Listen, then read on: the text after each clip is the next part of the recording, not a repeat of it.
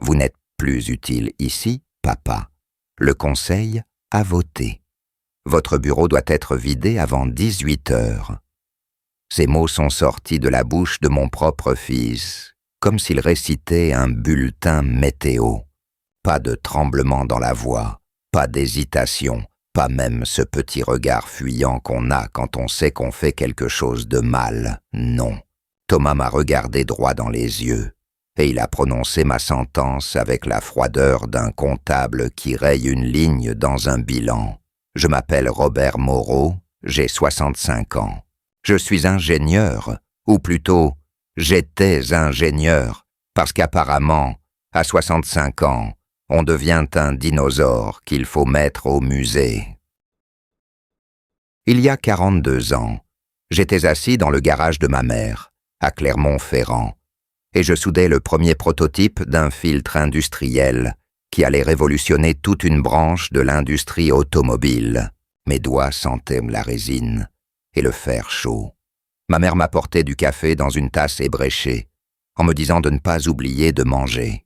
Elle ne comprenait rien à l'ingénierie, mais elle comprenait une chose. Son fils était en train de créer quelque chose d'important. Aujourd'hui, 42 ans plus tard, je me tiens debout dans un bureau climatisé qui sent le cuir neuf et le désinfectant, et mon fils me regarde comme on regarde un meuble encombrant qu'on a enfin décidé de jeter. Avez-vous déjà été traité comme un étranger dans votre propre maison? Comme quelqu'un qui dérange, qui prend trop de place, dont la simple présence rappelle un passé qu'on préférerait oublier? Si oui, alors vous comprendrez ce que j'ai ressenti à cet instant précis. Sinon, alors écoutez bien cette histoire, parce qu'elle pourrait un jour devenir la vôtre. La salle de réunion était celle que j'avais fait construire il y a 15 ans, quand l'entreprise avait doublé de taille. J'avais choisi moi-même la grande table en chêne, les fauteuils en cuir, la baie vitrée qui donnait sur l'atelier de production.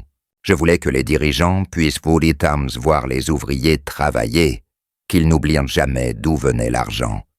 Thomas avait fait installer des stores vénitiens l'année dernière. Il disait que la vue le déconcentrait pendant les réunions. Ils étaient 3 autour de la table ce matin-là. Thomas, mon fils, 42 ans, costume anthracite, cravate bordeaux, cheveux gominés comme un banquier parisien. À sa droite, Aurélie, sa femme, directrice financière depuis 3 ans, blonde, froide, le genre de femme qui compte les centimes sur une note de frais et qui sourit seulement quand les chiffres sont dans le vert.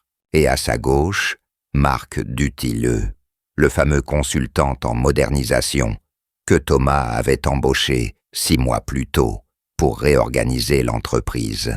Réorganiser, c'était le mot qu'ils utilisaient. En réalité, ça voulait dire se débarrasser de tout ce qui rappelait l'ancienne façon de faire les choses. Se débarrasser de moi. Thomas a lu le document à voix haute, comme s'il fallait officialiser la chose, comme si les mots imprimés rendaient la trahison plus acceptable. Restructuration de la gouvernance, modernisation des processus décisionnels, alignement avec les attentes des investisseurs potentiels. Chaque phrase était un coup de poignard enrobé de jargon corporate. Et à la fin, la conclusion, le conseil d'administration, composé de ces 3 personnes, avait voté à l'unanimité pour ma mise à l'écart. J'ai regardé Thomas. J'ai cherché dans ses yeux quelque chose, n'importe quoi, un regret, une hésitation, peut-être même un peu de honte. Mais ses yeux étaient vides. Il regardait à travers moi, comme si j'étais déjà parti. Aurélie a pris le relais. Elle avait préparé un document supplémentaire, les conditions de mon départ. Elle l'a lu avec une précision chirurgicale, presque avec plaisir. Compensation financière, équivalente à 6 mois de salaire. Couverture santé maintenue pendant 1 an. Interdiction d'accès aux locaux à compter de ce soir. Obligation de confidentialité sur les affaires de l'entreprise. 6 mois de salaire. Pour 42 ans de travail. Pour avoir construit cette entreprise brique par brique. Pour avoir passé des nuits blanches à résoudre des problèmes que personne d'autre ne pouvait comprendre. Pour avoir hypothéqué ma maison 3 fois dans les années difficiles. Pour avoir renoncé à des vacances, à des week-ends, à des moments avec ma famille. 6 mois de salaire. J'ai voulu parler, mais ma gorge s'est serrée. Pas de chagrin, non, de colère. Une colère sourde, profonde, qui partait du ventre et montait comme une vague. Mais j'ai appris une chose en 65 ans de vie. La colère qui explose est une colère qui se gaspille. Alors j'ai respiré, j'ai compté jusqu'à 5 dans ma tête, et j'ai posé une seule question. Pourquoi Thomas a eu un petit rire. Le genre de rire condescendant qu'on a pour un enfant qui pose une question stupide. « Papa », a-t-il dit, et ce mot « papa » sonnait comme une insulte dans sa bouche. Le monde a changé. L'industrie a changé. Les investisseurs veulent voir une équipe jeune, dynamique, connectée aux nouvelles technologies. Ils ne veulent pas voir un dirigeant de 65 ans qui refuse d'utiliser un smartphone et qui parle encore de faire les choses à l'ancienne. J'ai failli lui répondre que mon ancienne façon de faire les choses avait généré 40 millions d'euros de chiffre d'affaires l'année dernière, que mes brevets, ces brevets que j'avais développés seul dans le garage de ma mère, étaient la raison pour laquelle cette entreprise existait, que sans moi, il n'y aurait pas de conseil d'administration, pas de bureau climatisé, pas de costume anthracite à 2000 €. Mais à quoi bon? Il ne m'aurait pas écouté. Il avait déjà décidé que j'étais un obstacle à éliminer. Marc Dutilleux a ajouté quelque chose, une phrase sur la nécessité de tourner la page, sur l'importance de laisser la nouvelle génération prendre les rênes. Il parlait comme un livre de management, avec des mots creux et des formules toutes faites. Je l'ai regardé, cet homme de 40 ans, qui ne savait même pas comment fonctionnait un tour d'usinage, et j'ai compris qu'il était le véritable architecte de tout ça. C'était lui qui avait mis ses idées dans la tête de Thomas, lui qui avait convaincu mon fils que son père était un poids mort. La porte de la salle de réunion s'est ouverte et un homme en uniforme est entré. Un agent de sécurité. Je ne l'avais jamais vu avant. Il l'avait embauché pour cette occasion, pour me raccompagner dehors comme un malfaiteur. Il tenait une boîte en carton dans les mains. Thomas m'a regardé et a dit, sans aucune émotion, « Tu as 30 minutes pour récupérer tes affaires personnelles. Michel va t'accompagner. » Michel. Ils avaient même donné un prénom à mon geôlier, comme si ça rendait la chose plus humaine. Je me suis levé lentement.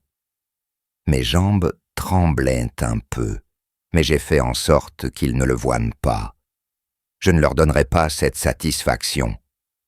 En passant devant le bureau de Thomas, j'ai remarqué quelque chose, une photo, celle qu'on avait prise ensemble, il y a 15 ans, le jour de l'inauguration de la nouvelle usine. On souriait tous les deux, bras dessus, bras dessous, fiers de ce qu'on avait accompli ensemble. Cette photo était posée sur son bureau depuis des années. Aujourd'hui, elle était tournée face contre le mur. J'ai marché jusqu'à mon bureau, suivi par Michel, qui gardait une distance respectueuse mais ferme. Mon bureau. 35 ans que je m'asseyais dans ce fauteuil.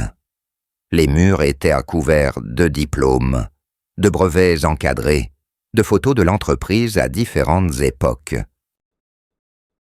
Il y avait une étagère avec des prototypes, des premiers modèles de filtres que j'avais fabriqués de mes propres mains. Et sur mon bureau, dans un petit cadre en argent, une photo de ma mère tenant le tout premier brevet, celui de Ominwa Sutobzesi Chitré. Elle souriait, fière de son fils ingénieur. J'ai mis quelques affaires dans la boîte. La photo de ma mère. Un carnet de notes que je gardais depuis 40 ans. Une petite sculpture en métal qu'un ouvrier m'avait offerte pour mon 50e anniversaire. Le reste, je l'ai laissé. Les diplômes, les brevets encadrés, les trophées de l'industrie. Qu'ils les gardent, qu'ils se souviennent, chaque jour en passant devant ce bureau vide, de l'homme qu'ils avaient chassé. En sortant, j'ai croisé quelques visages familiers, des employés que je connaissais depuis des décennies. Certains ont baissé les yeux, gênés. D'autres m'ont regardé avec quelque chose qui ressemblait à de la pitié, ou peut-être à de la peur. Personne n'a osé me parler. Personne n'a osé me serrer la main ou me dire au revoir. La nouvelle s'était répandue comme une traînée de poudre, et tout le monde savait qu'être vu avec moi, c'était risquer de subir le même sort. Michel m'a accompagné jusqu'au parking. Ma voiture était là, une vieille Peugeot 508 que je conduisais depuis 8 ans. Thomas m'avait souvent dit de la changer, qu'elle faisait mauvais genre pour un dirigeant. Je l'avais gardée par principe. Une voiture, c'est fait pour rouler, pas pour impressionner. J'ai posé la boîte sur le siège passager.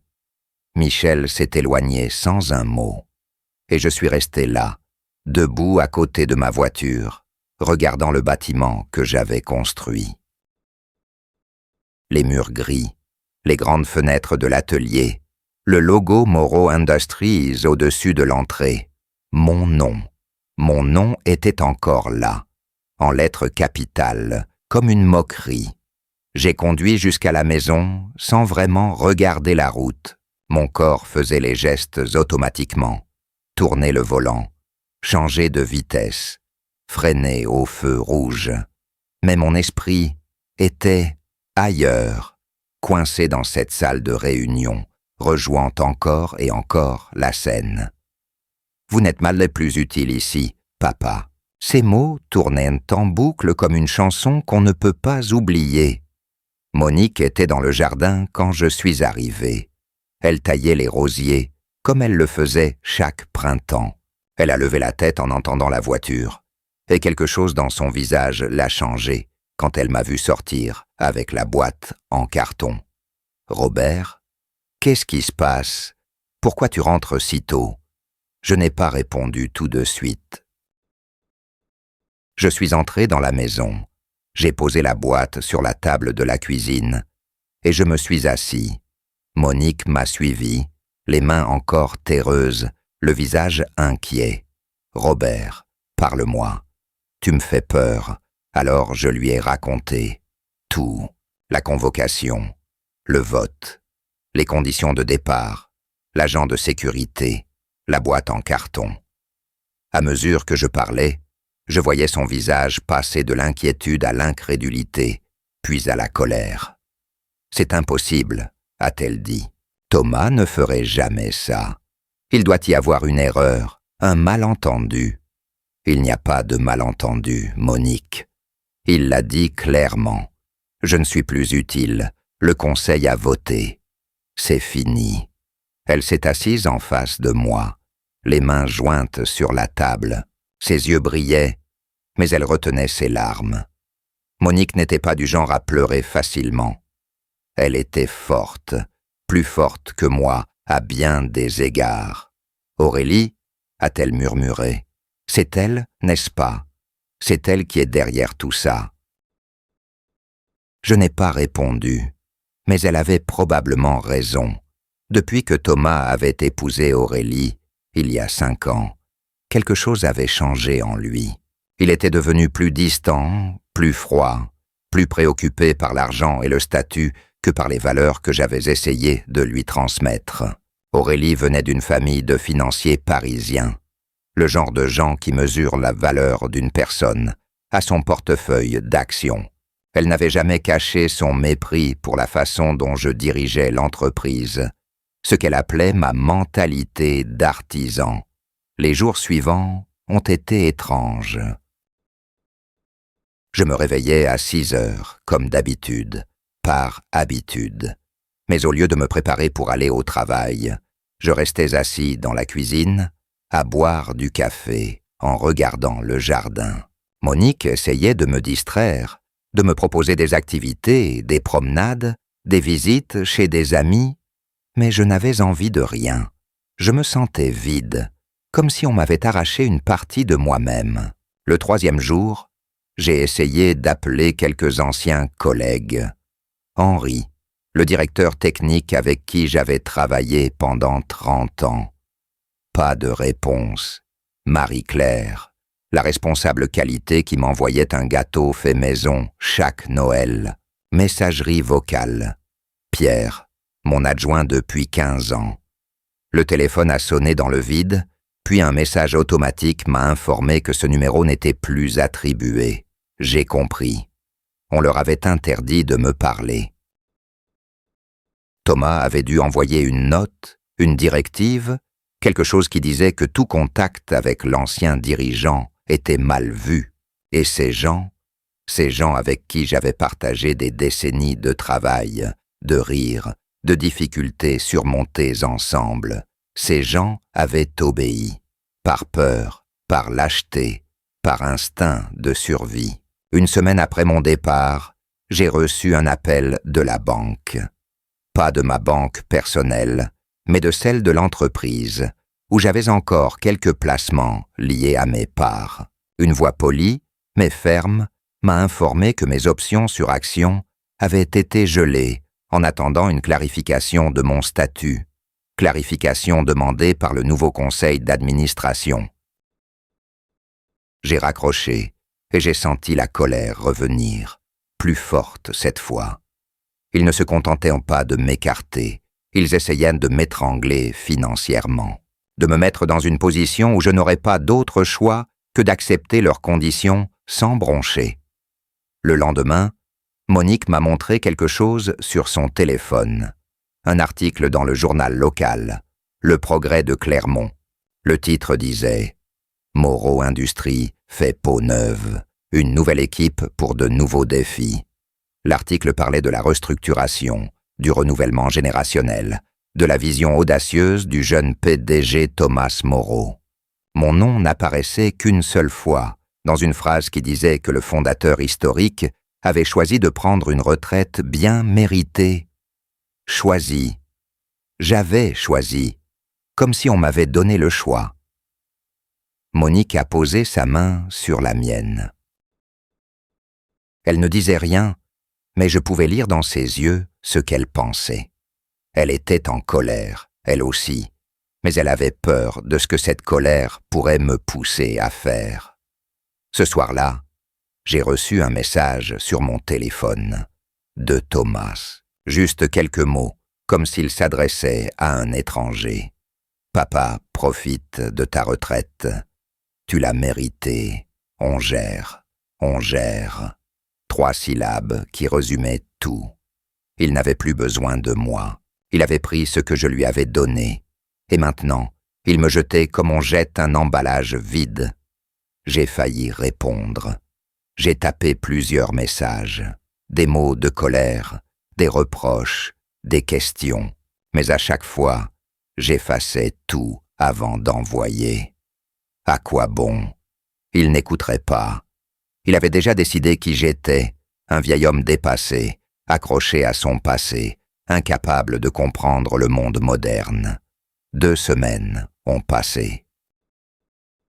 2 semaines d'un vide étrange, d'un silence pesant. Et puis un matin, quelque chose s'est passé. J'étais au grenier. Je ne sais pas vraiment pourquoi j'y étais monté, peut-être par ennui, peut-être par nostalgie. Le grenier était rempli de vieilles affaires, des cartons jamais ouverts depuis notre déménagement il y a 20 ans, des meubles d'une autre époque, des souvenirs empilés sous une couche de poussière. Dans un coin, il y avait une malle en bois, la malle de ma mère. Elle était morte en 2005, et j'avais gardé ses affaires les plus importantes dans 7 malles, sans jamais vraiment prendre le temps de les trier. C'était trop douloureux à l'époque, et après, la vie avait continué, le travail avait repris toute la place, et la malle était restée là, oubliée. Je me suis assis par terre, et j'ai ouvert le couvercle. L'odeur m'a frappé d'abord, cette odeur de vieux papier et de naphtaline qui était l'odeur de la maison de mon enfance. Il y avait des photos, des lettres, des documents administratifs jaunis par le temps. Et tout au fond, une enveloppe en kraft, épaisse, avec une écriture que je reconnaîtrais entre 1000. L'écriture de ma mère. J'ai ouvert l'enveloppe avec des mains tremblantes. À l'intérieur, il y avait plusieurs documents, des certificats de dépôt de brevets.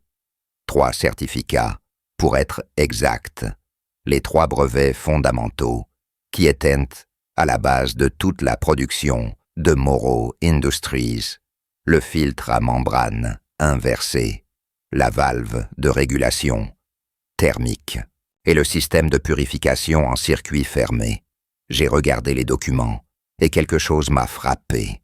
Le nom du déposant n'était pas Morrow Industries. Ce n'était même pas Robert Morrow, c'était Jeanne Morrow, ma mère. Les souvenirs sont revenus d'un coup, comme une vague qui déferle. 1987, j'avais 28 ans. L'entreprise n'existait pas encore officiellement. Je travaillais encore dans mon garage, mais j'avais déjà développé les 3 technologies qui allaient tout changer. À l'époque, j'avais un associé, un certain Philippe Renard. On s'était rencontrés à l'école d'ingénieurs. On avait les mêmes rêves, les mêmes ambitions. On allait conquérir le monde ensemble. Sauf que Philippe avait d'autres plans.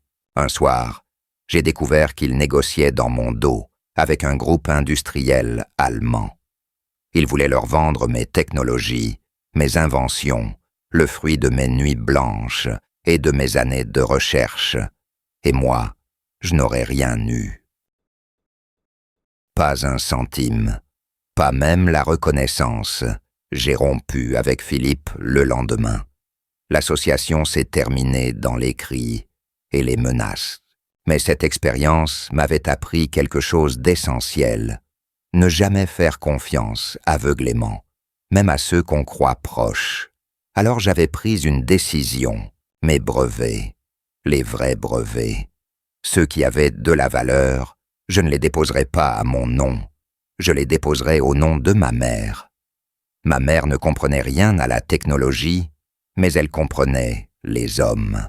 Elle savait que son fils était trop généreux, trop confiant. Elle m'avait dit, à l'époque, « Robert, tu donnes trop facilement. Un jour, quelqu'un te prendra tout si tu ne fais pas attention. » Alors, elle avait accepté. Les brevets étaient à son nom. Et personne, jamais, n'avait pensé à vérifier. Quand l'entreprise avait grandi, j'avais accordé des licences d'utilisation à Morrow Industries. Des licences, pas des transferts de propriété. Sur le papier, l'entreprise avait le droit d'utiliser ces technologies, mais elle ne les possédait pas. La propriété restait à ma mère. Et à sa mort, cette propriété m'était revenue, à moi, son unique héritier. J'ai relu les documents 3 fois pour être sûr de ne pas me tromper. Non, c'était bien ça. Les brevets n'appartenaient pas à l'entreprise. Ils n'appartenaient même pas officiellement à moi. Ils appartenaient à la succession de Jeanne Morrow, dont j'étais le seul bénéficiaire. Thomas ne savait pas. Aurélie ne savait pas. Personne ne savait. Sans ces brevets, Morrow Industries ne pouvait rien produire légalement. Chaque filtre, chaque valve, chaque système qui sortait de l'usine était fabriqué grâce à des technologies dont l'entreprise n'était pas propriétaire. Si je retirais les licences d'utilisation, la production s'arrêterait du jour au lendemain. Je suis resté assis là, dans le grenier poussiéreux, pendant 1 heure, peut-être. Mon cœur battait fort, mais mon esprit était étrangement calme. Pour la première fois depuis 2 semaines, je ne me sentais plus impuissant. Je ne me sentais plus comme un vieil homme qu'on avait jeté à la poubelle. J'avais une arme que personne ne soupçonnait, mais je n'allais pas l'utiliser tout de suite. Non, la patience est mon outil. C'est ce que je disais toujours aux jeunes ingénieurs qui voulaient aller trop vite, qui voulaient perdre des résultats immédiats. La patience est ton outil. Tu l'utilises en premier. Alors j'allais être patient. J'allais observer. J'allais attendre le bon moment. Ce soir-là, je suis descendu du grenier avec l'enveloppe. Monique m'a regardé avec curiosité. « Qu'est-ce que tu as trouvé ?» J'ai souri pour la première fois depuis 2 semaines. Une lettre de maman. Et quelques vieux papiers. Je n'ai rien dit de plus, pas encore. Je voulais d'abord comprendre exactement ce que je pouvais faire et comment le faire proprement, légalement, sans me mettre dans une position où Thomas pourrait retourner les choses contre moi.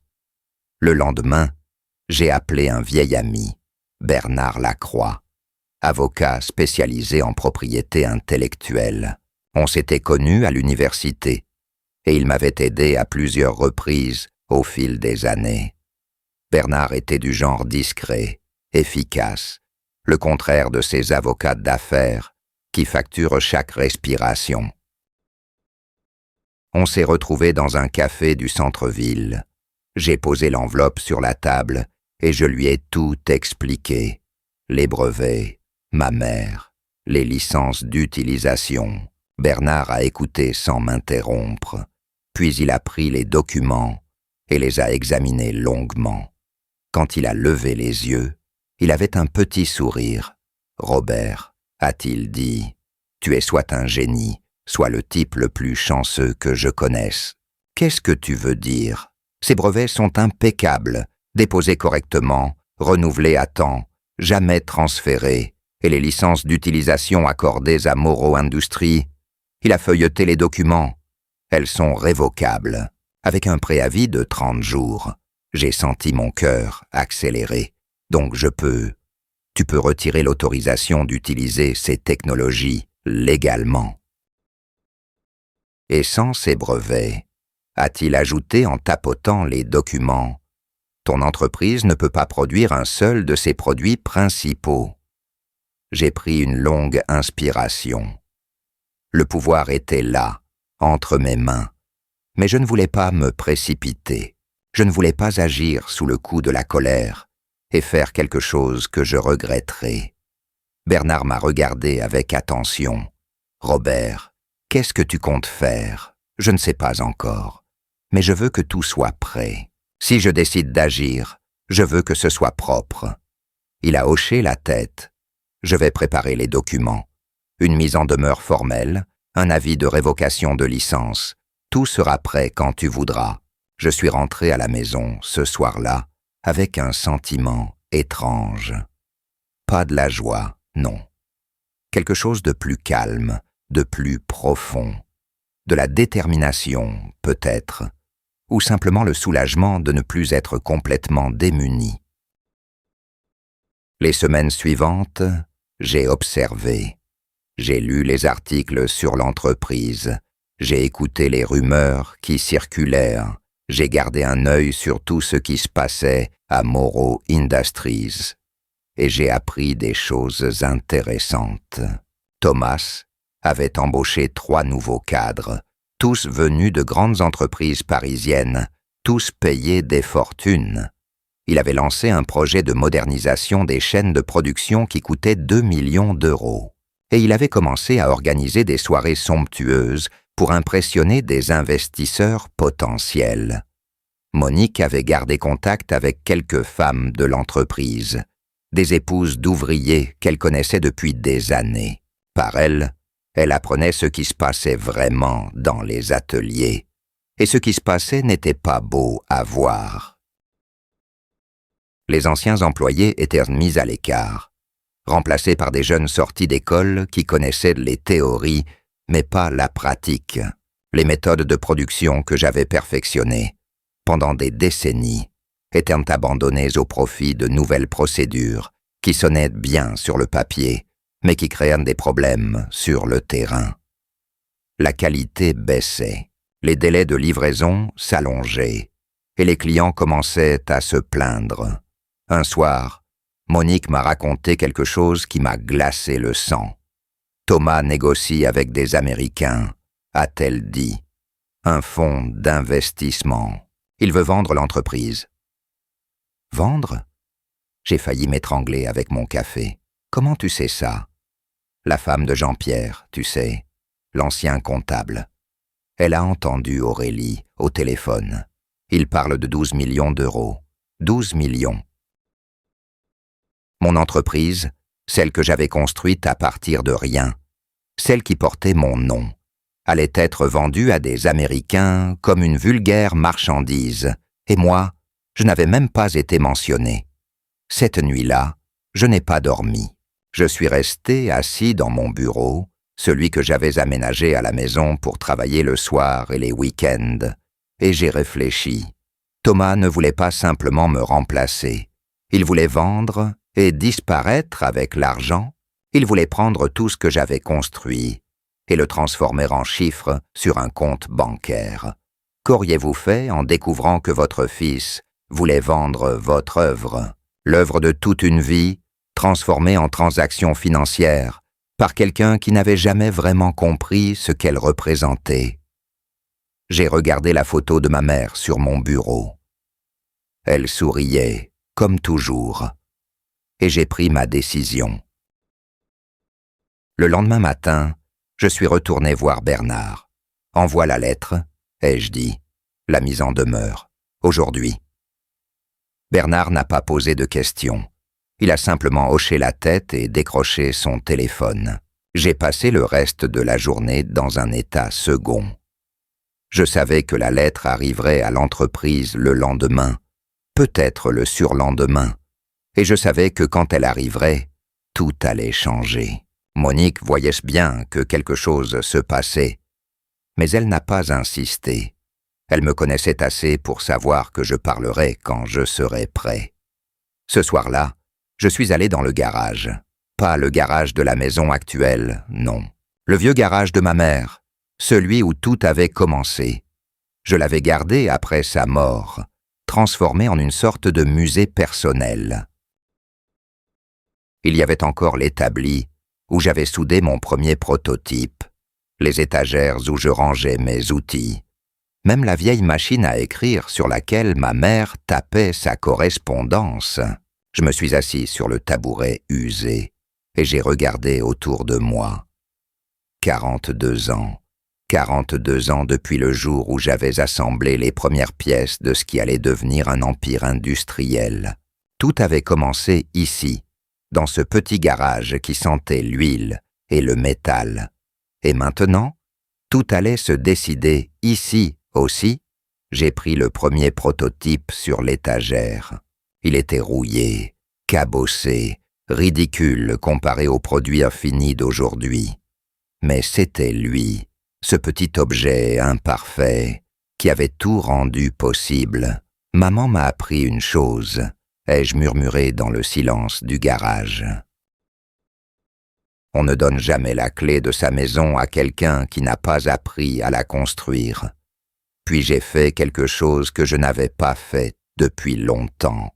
J'ai sorti la vieille machine à écrire de ma mère, j'ai inséré une feuille de papier et j'ai tapé une lettre, pas la mise en demeure officielle, celle-là Bernard s'en occupait. Non, une autre lettre, personnelle, adressée à Thomas. Je lui expliquais ce que j'avais découvert. Je lui expliquais ce que signifiaient ces brevets. Et je lui donnais une chance, une dernière chance, de faire la bonne chose.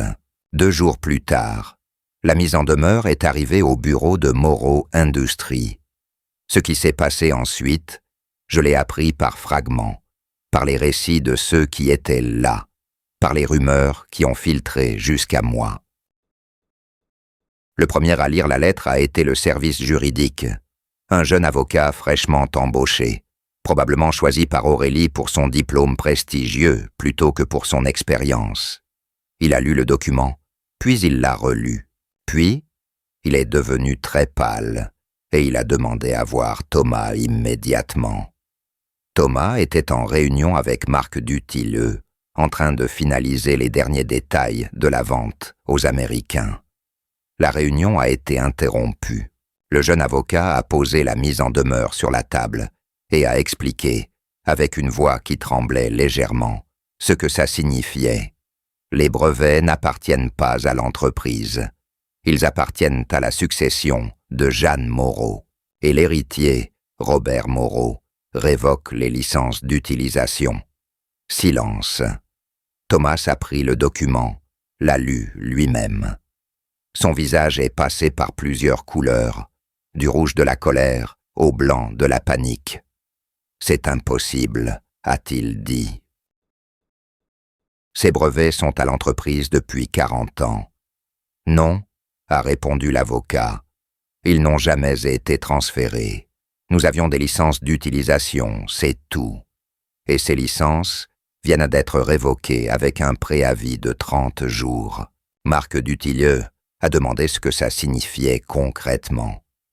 L'avocat a expliqué, avec une franchise brutale, que sans ces brevets, la production devait s'arrêter. Chaque produit fabriqué après l'expiration des licences serait une contrefaçon. L'entreprise pourrait être poursuivie pour violation de propriété intellectuelle et les Américains, les fameux investisseurs, n'achèteraient jamais une entreprise qui ne possède pas ses propres technologies. Thomas a explosé. Il a crié que c'était du chantage, de la manipulation, que son père avait perdu la tête. Il a menacé d'attaquer en justice, de faire annuler les brevets, de prouver qu'ils appartenaient légitimement à l'entreprise. L'avocat l'a interrompu doucement. « Monsieur Moreau, les documents sont en règle. Les brevets ont été déposés correctement il y a près de 40 ans. Ils ont été renouvelés à chaque échéance. Il n'y a aucune irrégularité. Et votre père, en tant qu'unique héritier de sa mère, a tous les droits légaux de révoquer les licences. » Thomas s'est tu. Pour la première fois peut-être, il a compris qu'il avait fait une erreur colossale. Le soir même, mon téléphone a sonné. C'était Thomas. J'ai laissé sonner plusieurs fois avant de décrocher. « Papa », a-t-il dit. Et sa voix était différente, moins assurée, presque suppliante. « Thomas, il faut qu'on parle. Ce que tu as fait, c'est du chantage. Tu ne peux pas faire ça. Je n'ai rien fait d'illégal, Thomas. J'ai simplement exercé mes droits de propriétaire. » « Tes droits ?» Il a ri, mais c'était un rire nerveux, sans joie. Ces brevets auraient dû être transférés à l'entreprise il y a des décennies. C'est une erreur administrative. Ce n'est pas une erreur, c'est un choix. Mon choix, le choix de ma mère. Silence à l'autre bout de la ligne. « Qu'est-ce que tu veux, papa? De l'argent? Tu veux qu'on t'achète les brevets? Dis ton prix. » J'ai senti la colère monter, mais je l'ai contenue. « Tu crois vraiment que c'est une question d'argent, Thomas?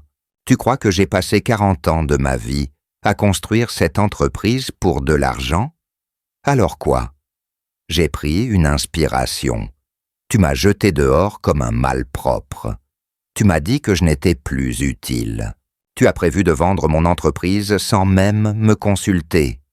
Et maintenant, tu me demandes ce que je veux. Papa, les choses ont changé. Le marché a changé. On avait besoin de... Tu avais besoin de te débarrasser de moi, ai-je interrompu. Eh bien, c'est fait. Maintenant, tu vas devoir gérer sans moi. Et sans mes brevets. J'ai raccroché. Les jours suivants ont été intenses. Thomas a mobilisé tous les avocats qu'il pouvait trouver. Aurélie a fait venir des spécialistes de Paris, des experts en propriété intellectuelle, des consultants juridiques hors de prix. Ils ont tous dit la même chose. Les brevets étaient inattaquables. Marc Dutilleux a essayé une autre approche. Il a contacté les médias locaux, essayant de présenter l'histoire sous un angle favorable à Thomas. L'ancien dirigeant, aigri par sa mise à la retraite, sabote l'entreprise familiale par vengeance. C'était le récit qu'il voulait imposer. Ça a presque marché. Ça a presque marché. Un article est paru dans Le Progrès avec le titre « Conflit familial chez Moreau Industries ». Le père sabote le fils. Les commentaires sur Internet l'étaient partagés. Certains me traitaient de vieux fou égoïste.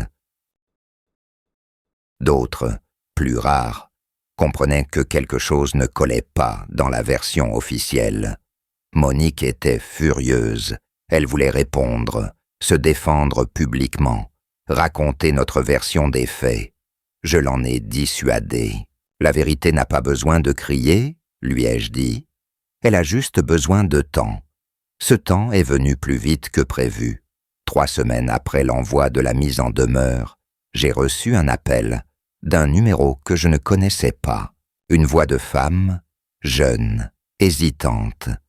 Monsieur Moreau, Robert Moreau, lui-même. Je m'appelle Marie Bertrand. Je suis la fille de Jean-Claude Bertrand. Jean-Claude. Ce nom m'a frappé comme un coup de poing. Jean-Claude était mon chef d'atelier, mon bras droit pendant presque 30 ans. Un homme extraordinaire, capable de réparer n'importe quelle machine, de former n'importe quel apprenti. Il avait pris sa retraite il y a 5 ans, et je m'en étais voulu de ne pas avoir gardé plus de contact avec lui. Jean-Claude, comment va-t-il? Silence. À l'autre bout de la ligne. Mon père est décédé le mois dernier, Monsieur Moreau. Un cancer. Ça a été très rapide. J'ai fermé les yeux. La nouvelle me faisait mal, physiquement mal. Je suis désolé, Marie, vraiment désolé. Ton père était un homme exceptionnel. Je sais, a-t-elle dit. Et j'entendais l'émotion dans sa voix. C'est pour ça que je vous appelle. Avant de mourir, il m'a dit quelque chose. Il m'a dit de vous appeler si vous aviez des ennuis. Des ennuis? Il savait, Monsieur Moreau. Il savait ce qui se passait à l'entreprise. Il avait des contacts là-bas, des anciens qui lui racontaient tout. Et il m'a dit de vous donner quelque chose. Des documents qu'il avait gardés. Les vrais documents, il a dit. Vous comprendrez. J'ai senti mon cœur accélérer. Quels documents, Marie? Je ne sais pas exactement. Des papiers, des contrats, des choses qu'il avait gardées au fil des années. Il les cachait dans son garage. Il disait que c'était son assurance, au cas où. Jean-Claude, même mort, il veillait encore sur moi. Je suis allé chez Marie le lendemain. Elle habitait une petite maison en banlieue de Clermont, près de l'ancienne usine. Le garage de Jean-Claude était resté intact, exactement comme il l'avait laissé. Outils rangés avec précision, établi impeccable, odeur familière d'huile de machine. Marie m'a conduit vers un vieux coffre métallique dans un coin. C'est là-dedans, a-t-elle dit. Papa m'a donné la clé juste avant de mourir. Il m'a dit, pour Robert, quand il en aura besoin. J'ai ouvert le coffre. À l'intérieur, des dizaines de dossiers, de notes, de photocopies. Jean-Claude avait tout gardé. Les vrais comptes rendus de production, pas les versions édulcorées pour le conseil, les rapports de qualité c'est originaux, et surtout, une série de mails imprimés, datant des 2 dernières années, qui montraient clairement ce que Thomas et Aurélie préparaient. Ils avaient commencé à négocier avec les Américains bien avant de me virer, 18 mois avant, pour être exact. Et dans ces mails, il y avait des passages qui m'ont glacé le sang. Le vieux ne se doute de rien, avait écrit Aurélie. Il croit encore que Thomas respecte son avis. C'est presque touchant. Et plus loin, de Thomas lui-même. Une fois qu'il sera parti, on aura les mains libres. Les brevets suivront automatiquement. Personne ne vérifie ces choses-là. Personne ne vérifie. Il avait tort. Moi, j'avais vérifié. Ma mère avait vérifié. Jean-Claude avait vérifié. Au fond du coffre, il y avait une dernière chose. Une enveloppe jaunie, avec mon nom écrit dessus. L'écriture était celle de Jean-Claude, tremblante, probablement écrite dans ses derniers jours. J'ai ouvert l'enveloppe. À l'intérieur, une seule feuille. Robert, si tu lis ça, c'est que les choses ont mal tourné. Je suis désolé de ne pas avoir pu faire plus pendant que j'étais en vie. Mais je voulais que tu saches, tu n'as jamais été un dinosaure. Tu as été le meilleur patron que j'ai jamais eu. Et ton fils est un imbécile qui ne mérite pas ce que tu as construit. Utilise ces documents comme tu veux. Fais-leur comprendre qu'on ne crache pas sur ceux qui nous ont tout donné. Ton ami, Jean-Claude, j'ai pleuré. Pour la première fois depuis le début de toute cette histoire, j'ai pleuré.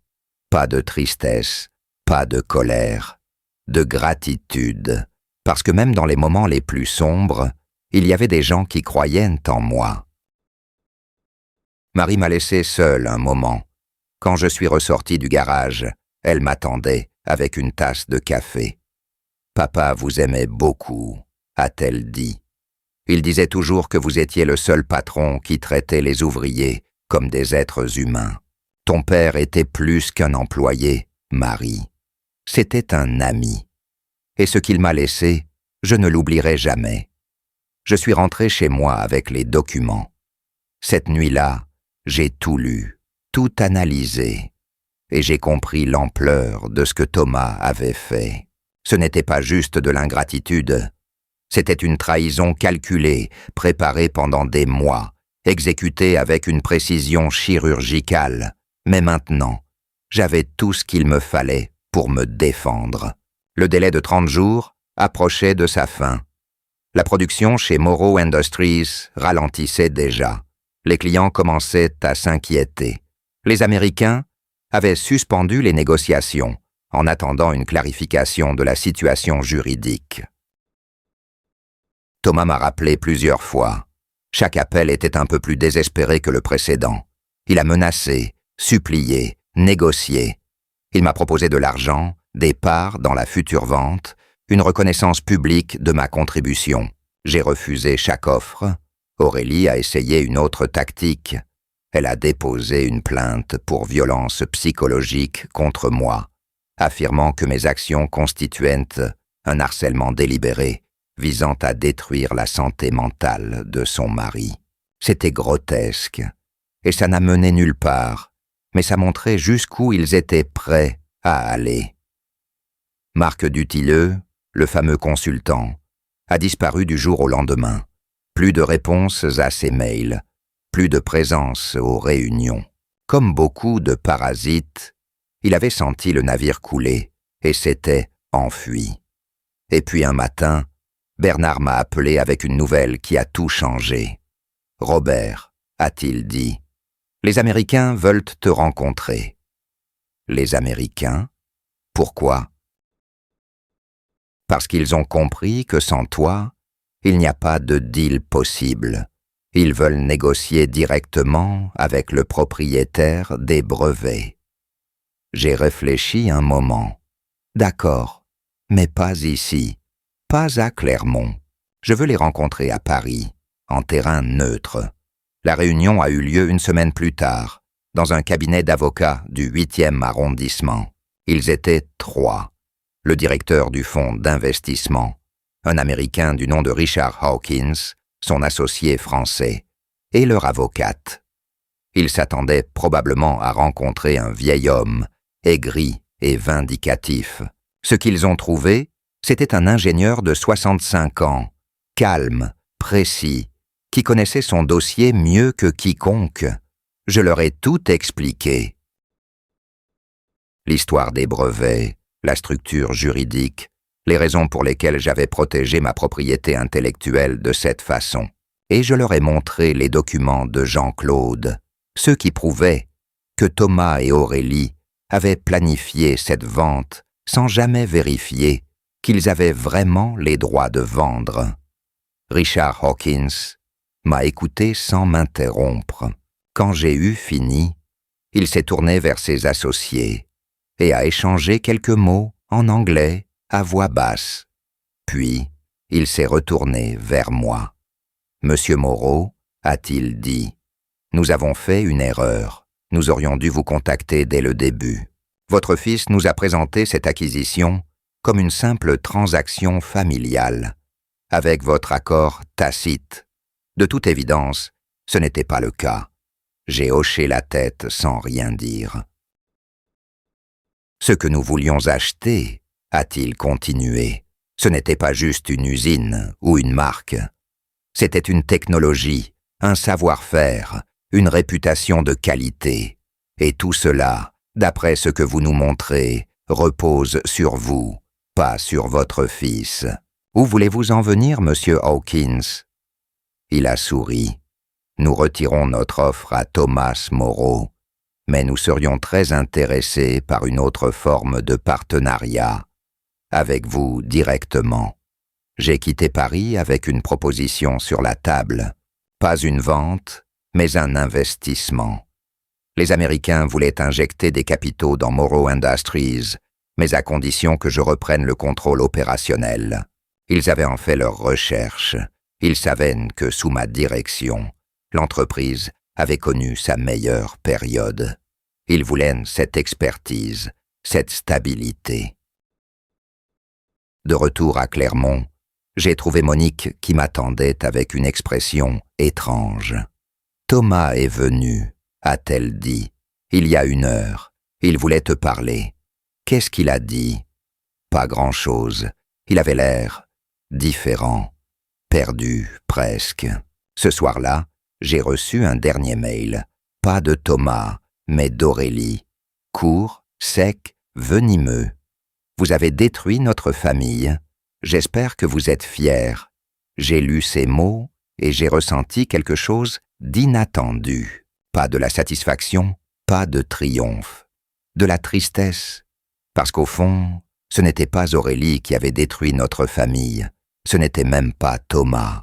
C'était l'argent, l'ambition, cette conviction que tout peut s'acheter et que ceux qui ne servent plus peuvent être jetés.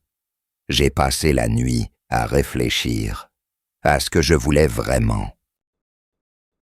Pas à ce que je méritais, pas à ce qui serait juste, mais à ce que je voulais. Le lendemain matin, j'ai appelé Bernard. « Prépare les documents », ai-je dit. « Je reprends le contrôle de l'entreprise. Mais je veux que ce soit fait proprement. Pas de procès, pas de scandale public. Thomas garde un poste, mais sous ma supervision directe. Tu es sûr, Robert ? Après tout ce qu'il t'a fait ? » J'ai regardé la photo de ma mère sur mon bureau. Il est mon fils, Bernard. Je ne peux pas changer ça, mais je peux lui apprendre ce qu'il aurait dû apprendre il y a longtemps. La semaine suivante, une assemblée générale extraordinaire a été convoquée. Thomas avait essayé de la bloquer, mais sans les brevets. Il n'avait plus aucun levier. Les actionnaires minoritaires, ceux qui l'avaient ignoré pendant des années, ont voté pour le changement de direction. Je suis redevenu président du conseil d'administration. Thomas a été rétrogradé au poste de directeur adjoint en formation. Aurélie a démissionné le jour même, prétextant des raisons personnelles. Personne n'a été dupe. La première semaine de mon retour a été étrange. Les employés me regardaient avec un mélange de soulagement et de méfiance. Ceux qui m'avaient ignoré après mon départ baissaient les yeux quand je passais. Ceux qui m'avaient secrètement soutenu osaient enfin me saluer. J'ai convoqué Thomas dans mon bureau, l'ancien sien. Il est entré avec une expression que je ne lui avais jamais vue. De la peur, peut-être, ou de la honte. « Assieds-toi », ai-je dit. Il s'est assis, les mains jointes sur les genoux, comme un enfant convoqué chez le directeur. Papa, j'ai levé la main pour l'arrêter. Je ne veux pas d'excuses, Thomas. Les excuses ne changent rien à ce qui s'est passé. Ce que je veux, c'est comprendre. Il m'a regardé, surpris. Comprendre quoi? Pourquoi? Pourquoi tu as cru que me jeter dehors était la solution? Pourquoi tu as pensé que vendre l'entreprise sans me consulter était acceptable? Pourquoi tu m'as traité comme un ennemi alors que je n'ai jamais été autre chose que ton père? Thomas a baissé les yeux. Le silence s'est étiré, lourd, inconfortable. Je ne sais pas, a-t-il fini par dire. Je croyais. On me disait que tu bloquais le progrès, que l'entreprise ne pouvait pas évoluer tant que tu étais là, que les investisseurs ne prendraient jamais au sérieux une boîte dirigée par un homme de ton âge. Qui te disait ça? Il n'a pas répondu, mais il n'en avait pas besoin. Aurélie, Marc Dutilleux, tous ces conseillers autoproclamés qui ne connaissaient rien à l'industrie, mais tout sur la manipulation. Et tu les as crus, ai-je dit. Plutôt que de me parler, plutôt que de me poser des questions, tu as choisi de croire des étrangers. Thomas a hoché la tête misérablement. J'ai soupiré. Écoute-moi bien, Thomas. Je ne te pardonnerai probablement jamais complètement ce que tu as fait, mais je peux essayer de comprendre et je peux te donner une chance de réparer. Il a levé les yeux, une lueur d'espoir dans le regard. Comment? Je me suis levé et j'ai fait signe vers la porte. Suis-moi. On a marché jusqu'à l'atelier de production. Les machines tournaient, les ouvriers s'activaient, l'odeur familière de métal et d'huile remplissait l'air. Thomas n'était probablement pas venu ici depuis des années. Il préférait les salles de réunion climatisées et les tableaux Excel.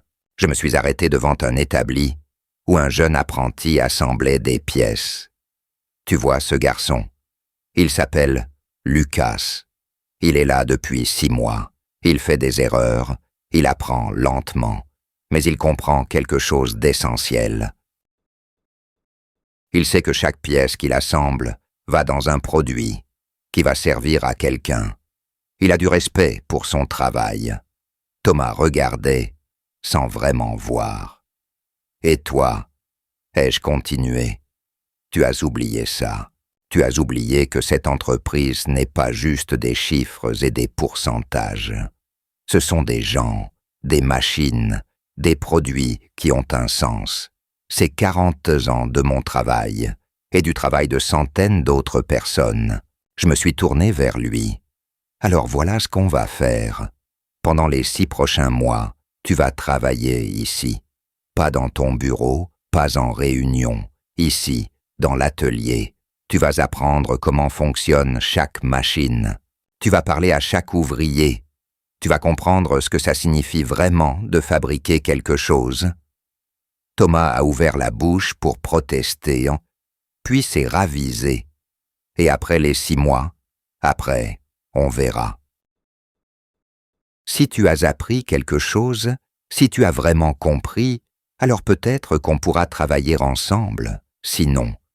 Sinon, tu pourras partir et faire ce que tu veux de ta vie, mais tu ne dirigeras pas cette entreprise. C'était dur, je le savais, mais la gentillesse sans exigence, c'est de la complaisance. Et la complaisance, c'est ce qui avait permis à Thomas de devenir ce qu'il était devenu. Les mois qui ont suivi ont été difficiles. Pour Thomas, évidemment, mais aussi pour moi. Reprendre les rênes d'une entreprise qu'on a cru perdue, c'est comme revenir dans une maison après un cambriolage. Tout est familier, mais rien n'est pareil. J'ai dû réparer les dégâts causés par la gestion de Thomas, rappeler des clients perdus, rassurer des fournisseurs inquiets, remotiver des employés démoralisés. Ce n'était pas facile, mais c'était nécessaire. Et Thomas, il a changé, lentement, péniblement, mais il a changé. La première semaine dans l'atelier, il était perdu. Il ne savait pas quoi faire de ses mains. Il regardait les machines comme des objets extraterrestres. Les ouvriers le traitaient avec une politesse distante, méfiant. Mais au fil du temps, quelque chose s'est passé. Il a commencé à poser des questions, de vraies questions. Il a appris à reconnaître les sons qui indiquent un problème mécanique.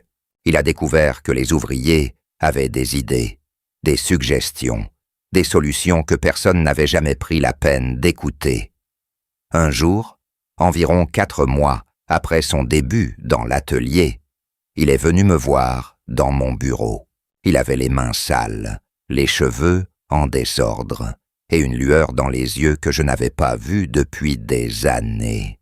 « Papa, a-t-il dit, j'ai trouvé un problème sur la ligne 3, un défaut d'alignement qui cause des rejets de production. » On le compensait en ajustant manuellement, mais si on modifie le support de la machine. Il s'est lancé dans une explication technique, détaillée, passionnée. Et pour la première fois depuis longtemps, j'ai vu mon fils, pas le cadre arrogant, en costume, mais le garçon qui démontait des appareils électroniques dans sa chambre et qui posait des questions sans fin sur le fonctionnement des choses. « Montre-moi », ai-je dit. On est allé à l'atelier ensemble. Il m'a montré le problème, sa solution. C'était simple, élégant, exactement le genre de choses que j'aurais pu trouver moi-même il y a 40 ans. « C'est bien ?» ai-je dit. « Très bien, implémente-le. » Il a souri, un vrai sourire, pas celui de façade qu'il avait appris à afficher dans les réunions. Pensez-vous qu'un père doit pardonner ce genre de trahison?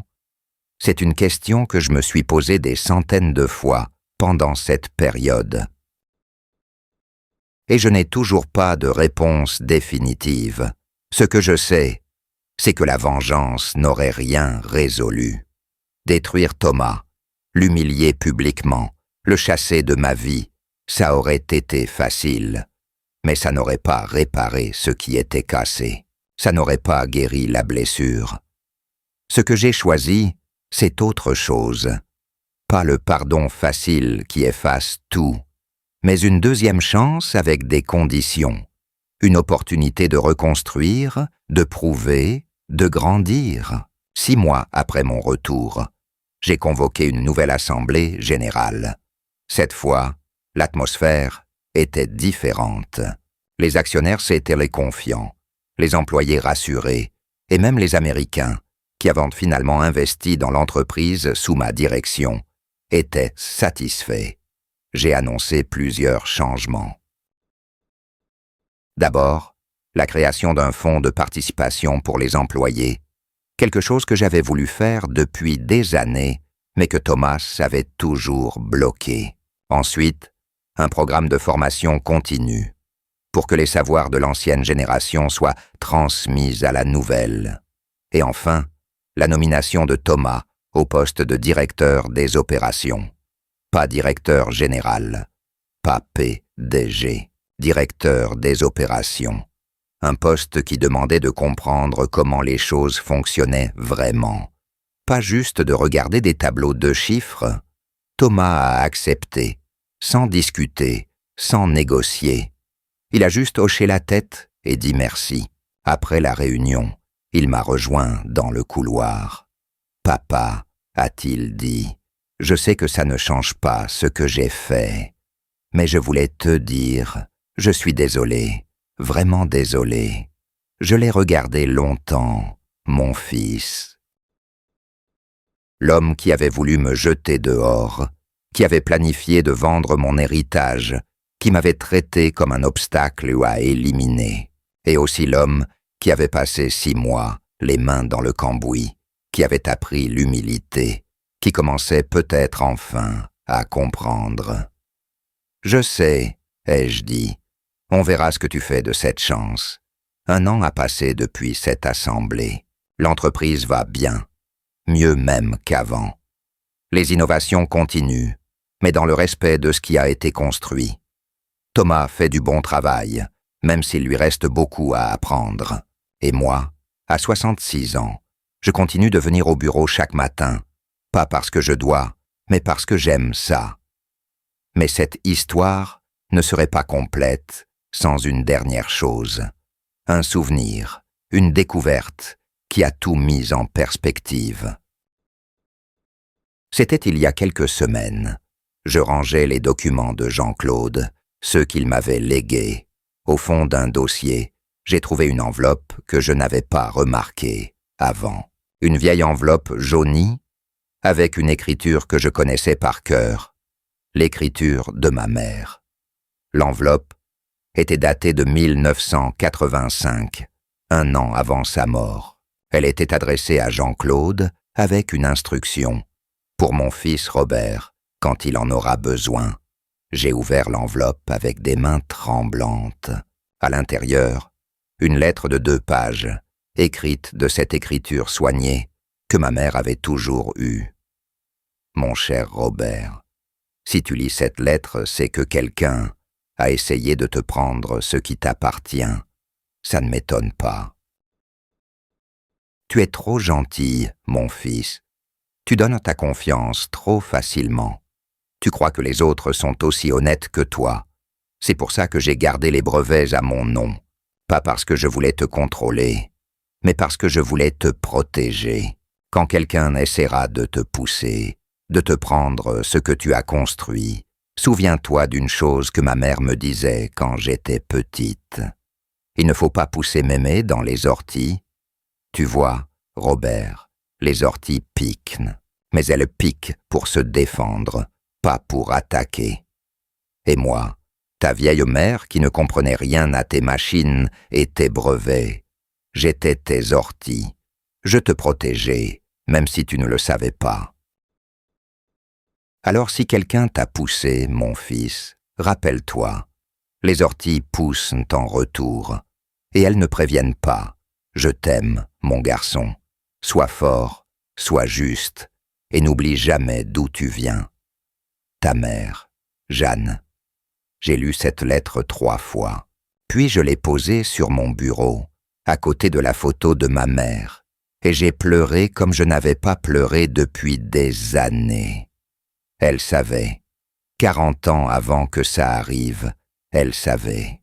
Et elle m'avait protégé, du fond de sa tombe, avec la sagesse simple d'une femme qui connaissait les hommes mieux que je ne les connaîtrais jamais. Il ne faut pas pousser mémé dans les orties, parce que mémé, elle pousse en retour, et elle ne prévient pas. Cette phrase, je l'ai encadrée. Elle est accrochée dans mon bureau maintenant, juste à côté du premier brevet que j'avais déposé il y a 42 ans. Les visiteurs la lisent parfois et me demandent ce qu'elle signifie. Je souris et je leur raconte l'histoire. Pas toute l'histoire, juste assez pour qu'ils comprennent. Et Thomas voit cette phrase chaque fois qu'il entre dans mon bureau. Au début, il détournait les yeux. Maintenant, parfois, je le surprends à la regarder avec un petit sourire.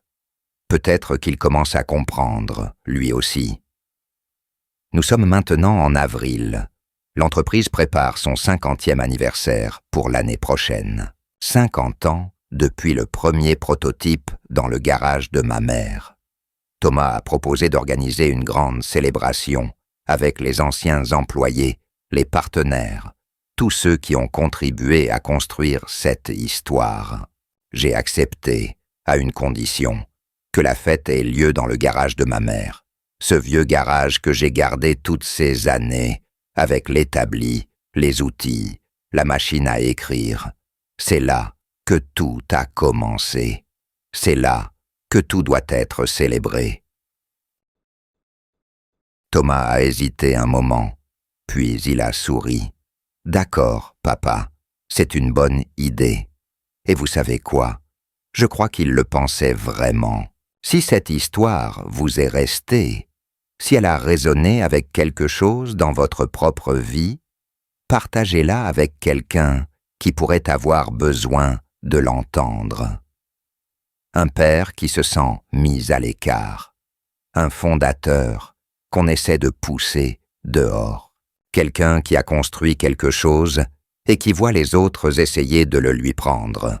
Et si vous avez vécu quelque chose de similaire, si vous avez été traité comme si vous n'étiez plus utile, souvenez-vous de ce que ma mère disait. Il ne faut pas pousser mémé dans les orties, parce que la patience est un outil.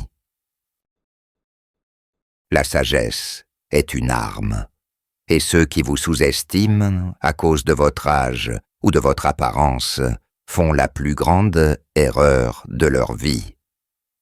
Je m'appelle Robert Moreau. J'ai 66 ans. Je suis ingénieur, fondateur, père et survivant. Et cette histoire, contrairement à ce qu'il voulait, n'est pas terminée. Elle ne fait que commencer. Merci d'avoir écouté mon histoire. Si elle t'a touché, laisse un like, écris en commentaire ce qui t'a le plus parlé et abonne-toi à la chaîne. Beaucoup d'autres histoires arrivent. Ce n'est pas la fin de la mienne.